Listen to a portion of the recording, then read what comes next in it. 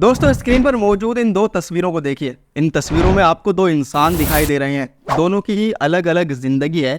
एक इंसान तो काफी खुश है लेकिन दूसरा काफी दुखी।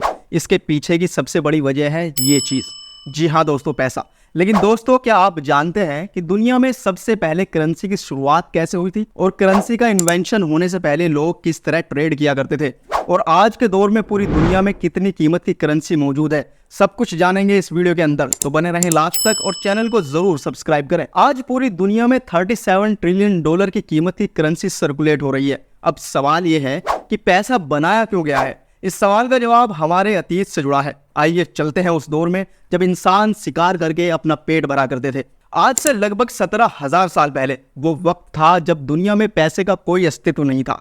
उस दौरान इंसानों के कबीले हुआ करते थे। उस वक्त उनकी प्रायोरिटी थी शिकार करना और बस अपना पेट भरना। लेकिन हर रोज इतना शिकार नहीं मिल पाता था कि जिससे पूरे कबीले का पेट भरा जा सके।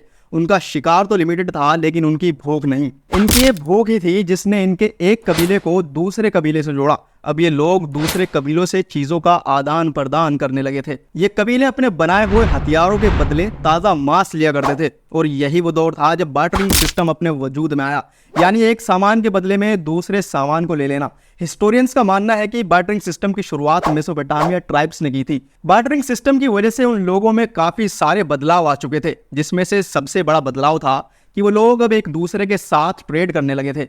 जो कबीले कभी शिकार के लिए एक दूसरे की जान के दुश्मन हुआ करते थे, वो लोग अब आपस में व्यापार करने लगे थे। धीरे धीरे समय बीतता गया और हजारों सालों के बाद जब इंसान शिकार करने के साथ साथ अनाज उगाने लगे थे, तब इस सिस्टम में कई तरह की खामियां उभर कर सामने आने लगी थी। जब आबादी बढ़ने लगी तो उन लोगों को ये याद रखने में दिक्कत आने लगी थी कि उन्होंने किससे क्या लिया था और किसको क्या देना है। इस प्रॉब्लम से बचने के लिए अब वो लोग अपने लेन देन का सारा हिसाब मिट्टी और पत्थर के टुकड़ों पर लिखने लगे थे और यहीं से अकाउंटिंग की शुरुआत हुई।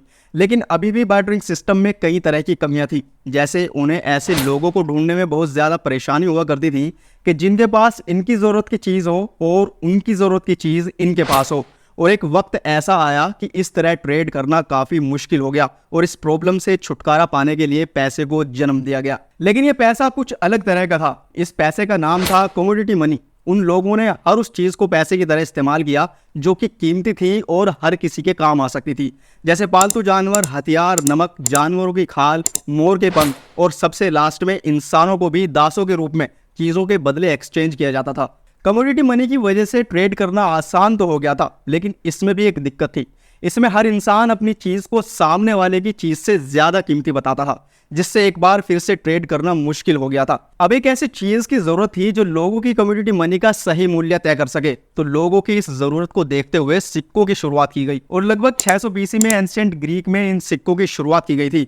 वहाँ सोने और चांदी को मिक्स करके उनके सिक्के बनाए जाते थे और फिर हर एक शासक ने अपने नाम के सिक्के निकाले। अब लोग बहुत ही आसानी से एक दूसरे से ट्रेड कर पाते थे, लेकिन इन सिक्कों में भी एक कमी थी। जब दौर आया 500 बीसी का, तब लोग जहाज़ों के जरिए समुद्र पार करके दूसरे देशों से भी ट्रेडिंग करने लगे थे और व्यापार करने के लिए इन्हीं सिक्कों का इस्तेमाल किया करते थे। इन सिक्कों की सबसे बड़ी कमी थी इनका वजन और साथ ही साथ ये सिक्के समुद्री जहाज़ों में ज़्यादा जगह लेते थे और इनको ट्रांसपोर्ट करने में ज़्यादा टाइम और पैसा दोनों लगते थे।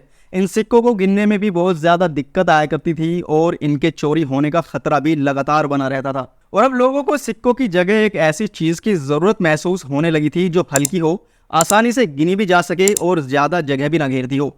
लोगों की यही ज़रूरत करेंसी को एक नया रूप देने जा रही थी। सन 1289 में चाइना में चंगेज़ खान के पोते ने सबसे पहले पेपर मनी को बनाया, जिसको उसने नाम दिया IOU, मतलब मैं तुम्हारा कर्जदार हूँ। यानी जब तुम इस पेपर को वापस करोगे तो तुम्हारे हीरे जवाहरात तुम्हें वापस मिल जाएंगे। अब लोग अपने जवाहरातों के बदले इस IOU पेपर को लेने लगे थे, लेकिन लोगों ने इस पेपर को वापस देने की बजाय इससे ट्रेड करना शुरू कर दिया और एक वक्त ऐसा आया जब ये पेपर चाइना के बाहर फैल गए। अब लोग ज्यादा से ज्यादा IOU पेपर पाना चाहते थे।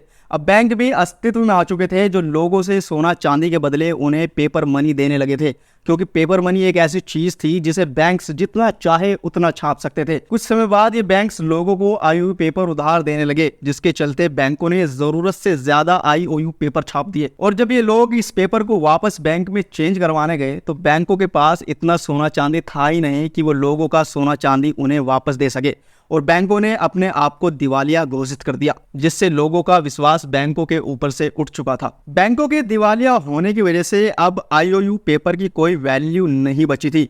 लोगों के पास जो कुछ बचे कुचे सिक्के थे वे उन्हें संभाल कर रखने लगे थे और अब ऐसी सिचुएशन आ चुकी थी कि लोगों को अपना घर भी चला पाना मुश्किल हो रहा था। और फिर आया साल 1916, जब ब्रिटेन ने एक नए लॉ के तहत ये ऐलान कर दिया कि अब उनके पास जितना गोल्ड होगा वे उतना ही पैसा छापेंगे, जिससे महंगाई नहीं बढ़ेगी। और इससे ब्रिटेन ने अपनी पेपर मनी को गोल्ड के स्टैंडर्ड के मुताबिक कर लिया और कुछ ही टाइम के बाद बाकी दूसरे देशों में भी ब्रिटेन की तरह अपने पेपर मनी को गोल्ड के स्टैंडर्ड के मुताबिक कर लिया और इससे आज की मॉडर्न पेपर मनी अपनी अस्तित्व में आई। दोस्तों, आज के दौर में पूरी दुनिया में जितने भी करेंसी मौजूद है वो फिएट मनी है।